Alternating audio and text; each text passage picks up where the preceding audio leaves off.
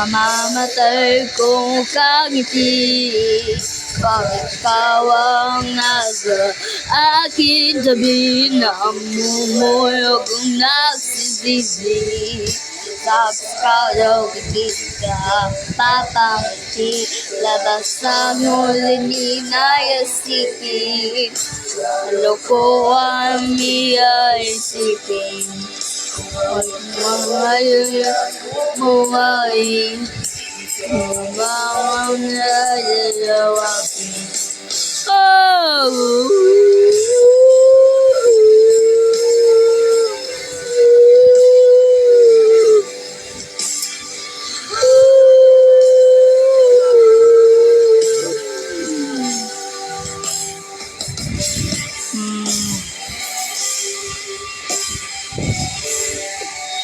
Subscribe, guys.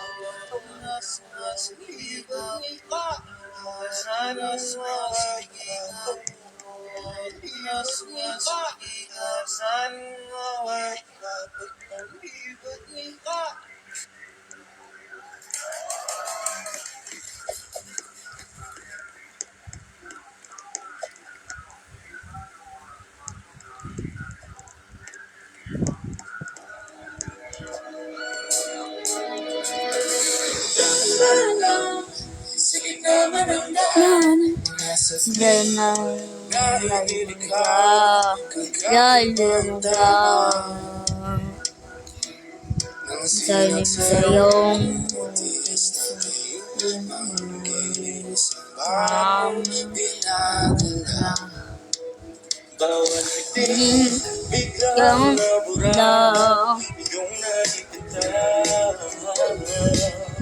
wait lang, guys, ngayon ako sasabihin sa inyo yung mga pinsan dito. Pansin, di na masani, malago ng tiya, siyong tanging napansin, na andin sa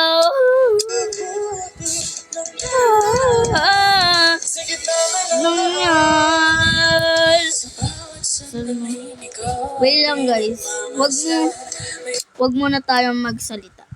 Pero what if hindi mo inaasahan, bigla siyang bumalik?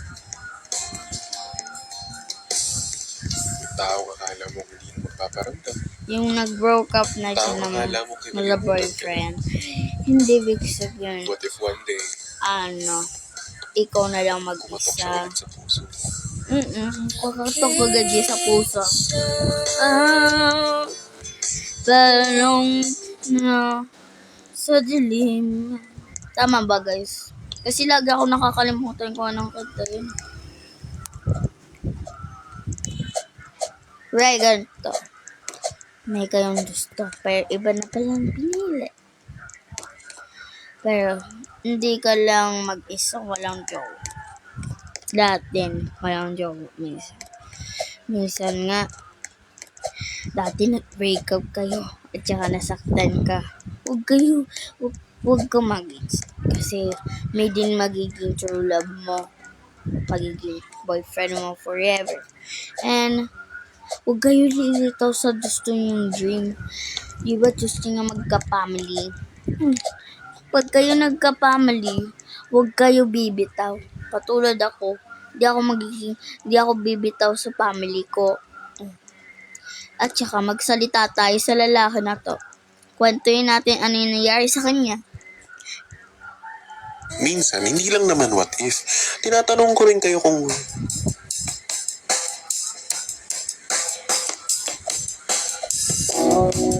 alam mo yung feeling na nawawalan na siya ng gana sa'yo? Yeah. At alam na alam mo yung feeling na yun kasi talagang ngayon nawawalan na siya ng gana sa'yo. Pero hindi mo maamin, di ba? Hindi mo maamin na ikaw na lang ang tagabuhay ng conversation nyo. Kakapagod mag-isip ng topic, no? So guys, yung pag isang babae, hindi kumukonti na hindi naggusto sa'yo. Hindi lang big sabihin, ay, ano ba to? Only 1 week pa lang kami, bitaw na agad kami. Hindi big sabihin ganun. Yung babae na may gusto sa inyo, may ibang gusto sa lalaki, huwag kayo bibitaw. Kung mukhang nag-iba lang yung puso nila, nag-iba lang yung brain nila, kung mukhang ganun. Ako nga, pag ako nag-iiba, hindi ako bumibitaw sa lahat ng gusto kong dream. Tsaka kung kayo bumitaw, masasad si Lord. Ako nga, hindi ako bumibitaw sa totoong life ko and sa totoong lahat ng tao nagmamahal, sa lahat ng pag may nagmamahal sa inyo, baka kayo na yung true love niyan. Hala, true love agad? Hala, true love agad? Wait lang guys, kinokontrol ako ng bacon. So guys, huwag kayo bibitaw kahit kailan, di ba strong kayo? Ako mga fans ko, kahit wala akong fans, okay lang yun sa akin. At least may na akong pamilya nagmamahal sa akin. Kahit minsan nagkakaproblema lahat ng mga tao sa bahay namin, hindi pa din kami pumibitaw sa dream namin. Alam niyo ba, yung Kuya Nash ko dati may boyfriend. Nag-break up na sila. Ibig sabihin ayaw pa din ng babae sa... Hindi ibig sabihin ayaw ng babae sa kanya. Ibig sabihin, wala. Di ko kasi kita nakikita ng isang kamukhang tawag doon. Hindi siya lumalabas yung feelings niya. May sabihin, gusto ko niya lang maging best friend. Yung dating ang crush ni Kuya Nash, best friend niya na lang yun. Tsaka, kung sana, pag kayo umiiyak, i-forget nyo na yung dream, yung mga ginawa sa inyo. Like dati, inaway ako ng mga ibang classmate niyo. Dumaban pa rin kayo. Ako, lumalaban ako sa self ko.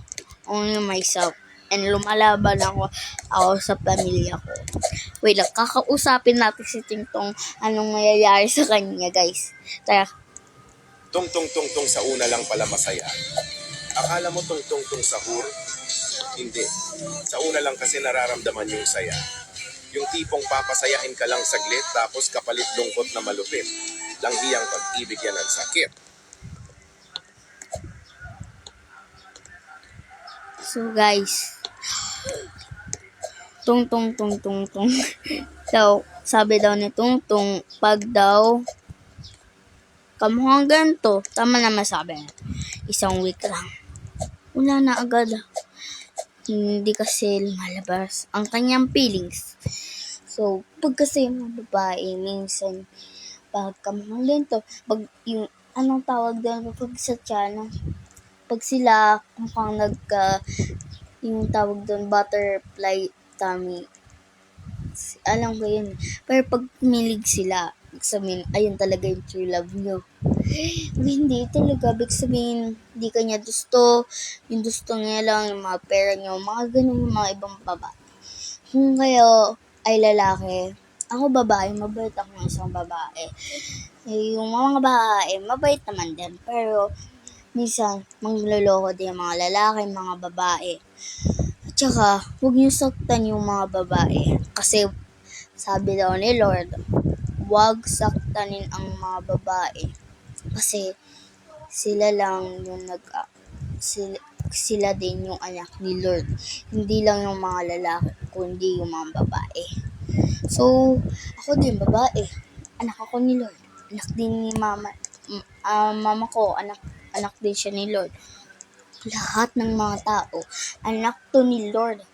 So, kung kayo bumitaw sa dream nyo, maging asawa, maging anak, huwag kayo bumitaw. Sabihin, Lord, mga anak, kaya nyo yan. Pag kayo bumitaw, masasad si Jesus. So kayo po bumitaw, talaga masasad si Lord. Daddy ko nga, minsan na, masasad ako pag nahuhula yung mga tatay nyo, ganun. Tsaka, kung may kayong kung may nangaaway sa inyo, i-fight nyo lang forever. I-fight nyo in your heart and in your destiny and your dream. Tsaka, promise nyo sa akin, huwag kayo, pag may nangaaway sa inyo, sabihin, ang pangit mo naman, sabihin mo ganito, edi, lahat naman ng mga tao maganda kasi anak yun ni Lord. Sabi daw ni Lord, mga anak niya daw ay maganda. Di ba? Diba? Sabi ni Lord yun. Kasi si Mama Mary babae. Alam mo naman si Mama Mary babae kasi love na love ni Jesus si Mama Mary. Kasi mama niya yun. Kung hindi niyo nilove yung mama niyo, sabihin ni Jesus. Kakausapin ba natin yung lalaki? Tara. Kausapin natin. Kung sana kayo nasaktan, huwag kayo actually bibitaw sa dream. Yung mga kasalanan, ibitaw nyo na. Yung mga kasalanan ginawa sa inyo. Hindi lahat na ibig sabihin mali lahat ginawa mo. Hindi talaga. Yung mali, yung iniwan ka, pinalitan ka sa ibang lalaki. At saka sa ibang So guys, kung kayo nasasada, kausapin nyo lang ako. I-subscribe niyo ako para tsaka may na akong TikTok. Pwede kayo mag-usap kayo doon. Pwede ako sabihin ko na lahat ng Lord, mahal kayo. Lahat ng malalaki, mahal na mahal din kayo. Kasi anak tayo ni Lord, huwag kayo bibitaw. Sa dream nyo, sabi ni Lord, yan to. Madaming anak nga daw tayo, di ba? Lahat tayo anak, alam niyo na nga yun, di ba? Sinabi ko na yun. Kung hindi kayo naniwala, sabihin niyo sa mama niyo. Pero tama talaga lahat ng mga ina natin. Anak din yun ni Lord. Lahat ng mga pamilya at mga ina. Love natin dapat sila. Kung sinaktan lang natin, naku, guys, huwag kayong magsaktan ng ibang tao. Kahit nanay nyo, tatay nyo, huwag. Kasi, pag kayo pinalo, hindi ibig sabihin hindi kayo love. Ibig sabihin, love kayo kasi tinuturuan lang kayo ng lesson. Para paglaki nyo sa real life nyo, doon na kayong magkakatrabaho. Sabi naman ni Jesus, hindi ibig sabihin, paglaki, mahirap mag-work. Yung mahirap, yung tinitingnan yung ina, tumatanda lalo. Ayun yung nakakasakit sa akin. Talaga. Yung mama ko, naglalaba pa din. Lahat sinyo, ginagawa. Pero kayo, nakaupo lang kayo. Sabihin ni Lord, yung mga anak ko talaga, hindi tinutulungan yung mga nanay nila. O, diba si Lord, tinutulungan nanay nila. Ako, minsan tinutulungan ko. Kung inaaway ka ni kuya, pabayaan mo na lang yung bola niya. Kasi, alam mo naman siya. Ganun ko minsan si mama. Kasi minsan sabi, nung pag kayo may dadustuhan kasi sa girl, i-check nyo muna. Kasi, sa boys, check nyo din. Baka, girls, pag kayo nagkalalaki, check nyo muna. Baka gusto lang yung mga pera nyo, baka nakawin kayo, di ba? Ayaw ko yung mga ganun kasi baka masaktan si Lord, umiiyak siya. Sabi niya, nag-iba na sa Pilipinas. Ang dami na nag-aaway. Ang dami ng bata, naghahawak ng kutsilyo minsan. Huwag kayo ganun, mga anak ni Jesus. Kasi, ako din. Love kayo ni Jesus. Ako, hindi medyo ako nagsisimba. Pero, alam ko, totoo si Jesus. Yung mga taga-Amerikano, dyan, ay naku, Yung mga teenagers, naninig ko may isang lalaki. Mabait din siya. Nakikita ko, kine-question niya yung mga tao na totoo ba si Jesus? May isang babae. Hindi. Sabi niya, nasad siya. So, may isang friend niya, totoo po si Jesus. Iyan. Doon ako naniwala sa Jesus. Doon kayo maniwala sa lalaki na tumatama. Tsaka kay Jesus. Yung lalaking matalinong si Jesus. Tsaka kilala niyo sa Albert Einstein. Pag siya nagkamali, okay lang sa niya. Kayong nagkamali sa buhay, huwag kayo give up pa din.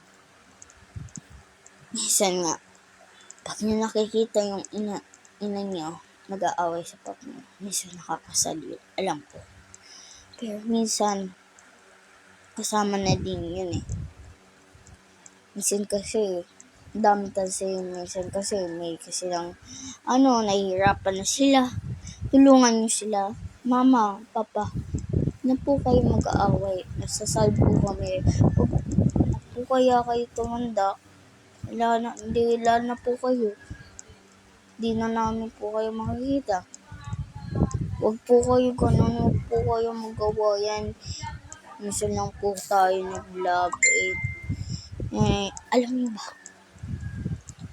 May isang araw, nung pinsan kong mabait,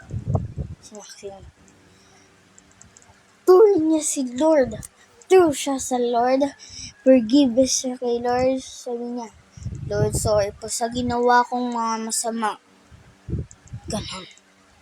Ganon dapat. Tsaka alam niyo ba? Kung may nagmahal sa inyo, bahalin niyo din. Huwag niyo lang saktan. Huwag niyo awayin. So, kakausapin natin tong lalaki. Guys, gusto niyo matutong mag-drawing, guys? Ituturo ko sa inyo, guys, kung paano mag-drawing. Ito lang yun, no?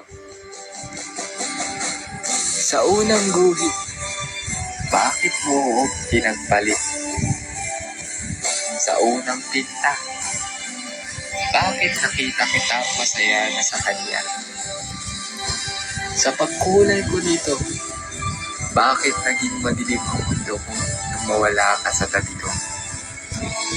Paano mo mapapaunlad ang pagdodrawing mo kung pati ang inspirasyon mo hindi talaga para sa'yo?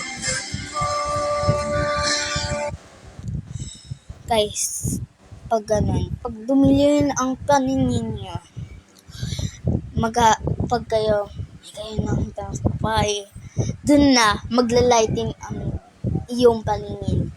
At saka dun na, pag tinignan mo lang siya sa isang mata, kinilig siya, at saka kinig ka, sabihin kayo na talaga. Kayo na, sabihin siya talaga yung true love mo.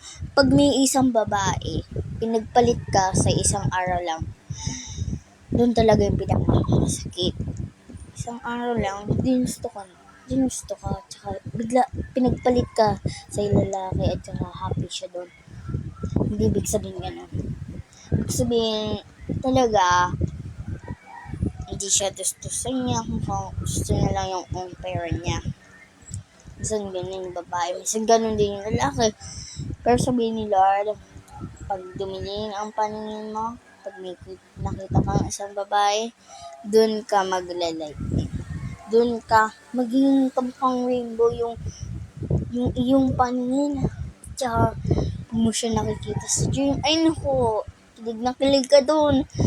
Tsaka, yun pala, paglaki niya na pala, magkakakasal na pala kayo. Ayun. Bata pa ako, 9 years old na ako. Alam ko na kay Diyos. Kasi si Mama Mary, sabi niya, ay naku mga anak, kung kayo ay tumanda, huwag kayo bibitaw sa iyong paningin. Kasi baka may pang isang dadating sa iyong magandang story. So, kung kunting mo lahat sa mga apo mo, anong true love mo? Ganon. Sabi ko dito kay Lord. Gusto ko nga sabihin sa inyo ngayon, pero sasabihin ko na. Lord, thank you po sa lahat na binigay mo. Kahit po minsan po, medyo po ako late sa pagbabasa. Pero po, thank you po, salamat sa binigay ko sa thank you sa inyo. Lahat ng mga tao kahit hindi nanonood sa akin. Choose ako kay Lord more and more. Lahat ng mga vlogger naniniwala kay Lord. Hindi, may ibang vlogger, hindi talaga. Doon din ako nasasado. Kaya nga, minsan, pag may nagmamahal sa'yo, siya na talaga. Pero pag talaga iniwan ka, ay naku be, hindi yan talaga yung sulab mo. Iniwan ka lang isang team. I have never have a 2 friend or a 3 friend. I have 1 friend. Is my Vincent.